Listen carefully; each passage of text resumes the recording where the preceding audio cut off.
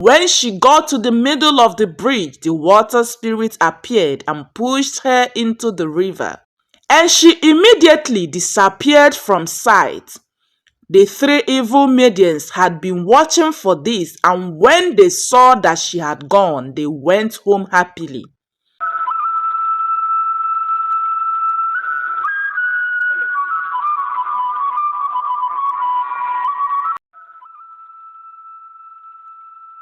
There was once a dwarf girl called Omasiri. She was a native of Ani. Omasiri was an only daughter, and her parents were extremely fond of her. The people of the town, and most especially the young girls, were so jealous of her, despite the fact that she was a dwarf. With her infectious smile, strength, and behavior which was most graceful, her parents never allowed her to join the young girls' dance group in the village, as it was normal for all young people to do, both boys and girls belonging to a group according to their age, consisting of all the boys or girls born within the same period of time. Omasiri's parents were quite poor, but they had a good home because of the peace she brought to them. One day, as she was on her way back from the stream, she met the company of three village girls, to which she would have belonged to if her parents had allowed her mix with the village girls. The girls told her that they were going to dance in the New Yam Festival, which would be held in 4 market days, and so they asked her to join them. She told them that she would have loved to take part in the dance if she hadn't had a lot of work to do at home. Saying that, she left them and went home. The girls were very envious of Omasiri, and so they devised a plan on how they could get her to join their company, so they could get her into distress or punish her in some way.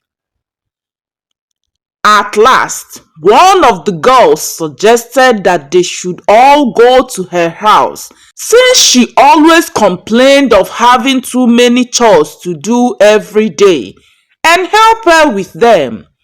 That way they make friends with her and then attack and destroy her for winning the villagers' hearts, irrespective of her diminutive stature.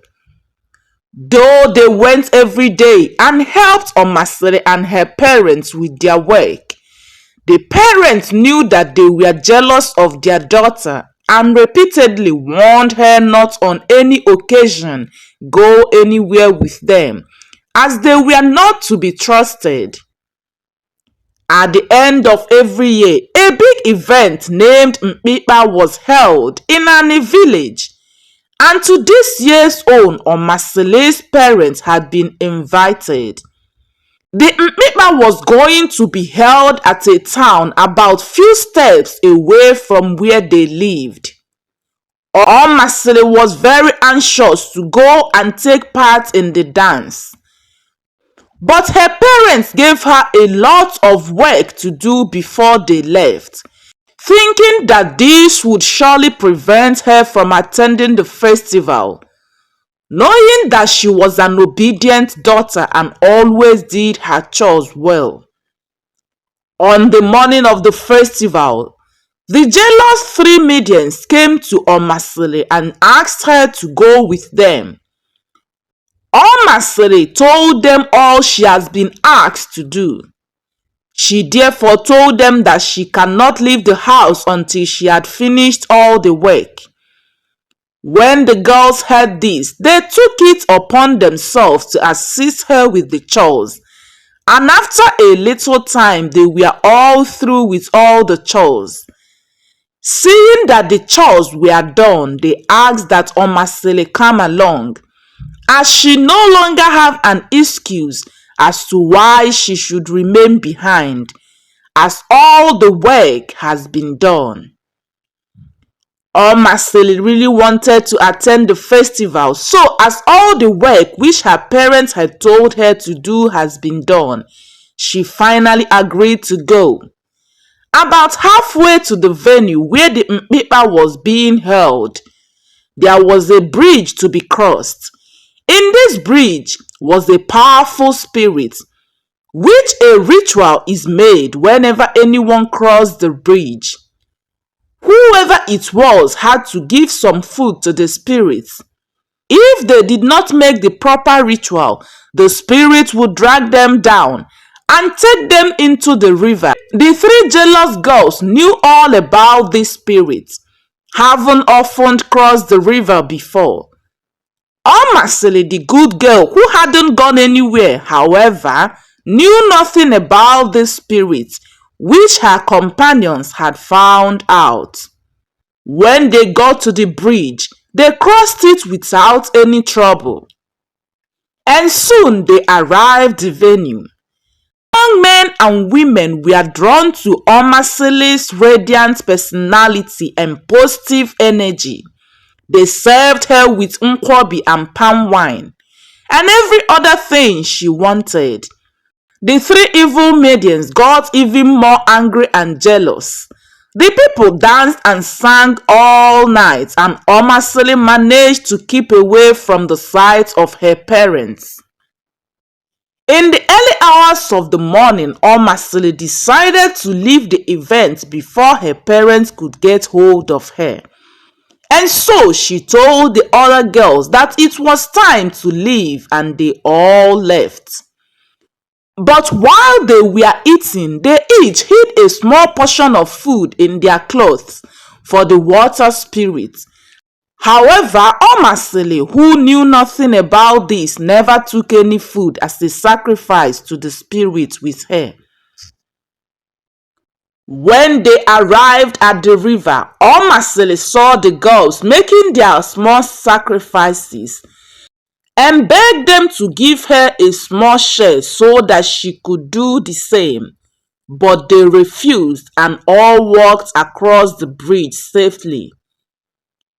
When it was Omasele's turn to cross, she crossed, and when she got to the middle of the bridge, the water spirit appeared and pushed her into the river, and she immediately disappeared from sight. The three evil maidens had been watching for this, and when they saw that she had gone, they went home happily. As no one else was there to witness what happened, they thought that their cruel action would never be exposed. But what they failed to understand was that nothing is hidden under the surface of the earth. While all this were going on, a palm wine tapper who was tapping wine from the palm trees saw everything that happened, though he couldn't hear them as he was far from where they were. The following morning, when Omasele's parents returned home, they were much surprised to find that the door was fastened and that there was no sign of their daughter anywhere.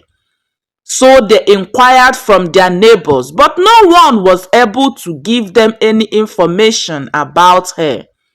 The father visited a witch doctor, the man who by casting lots discovered what had happened, and told him that on her way back from the festival, she had crossed the bridge without making the traditional sacrifice to the water spirit, and that as the spirit was angry, she had seized her and taken her to the spirit world.